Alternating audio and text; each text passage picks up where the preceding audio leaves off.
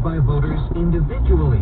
If you send a ballot to somebody who's not living there, someone can go and take that ballot, fill it out for whoever they want, and mail it back. There was no procedure to stop that from happening.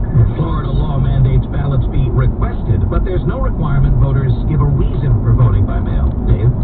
Now, Iowa Democratic Congressman James Clyburn says the president suggesting an election delay on the day of John Lewis's funeral is the most despicable affront to his memory and legacy. The service about to start now.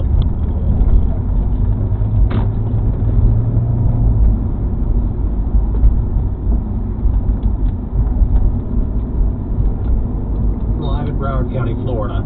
And Dave, the idea of was he went by, and it was not long after that, June the 29th, that he was diagnosed with coronavirus.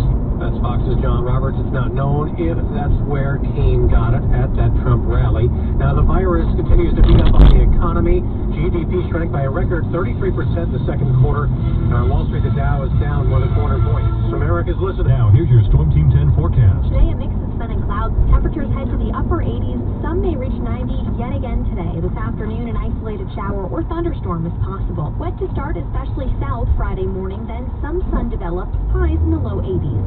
I'm Storm Team 10 meteorologist Christina Ernie on News Radio 920 and 104.7 FM. This report is sponsored by Indeed.com. News Radio 920 and 104.7 FM. Traffic. You're doing fine right now. Maybe a brake cap or two on 146 north through the work zone at 116. Right lane is closed for paving on Route 37 west between the Pontiac Ave on and off ramps in Cranston until 3 today.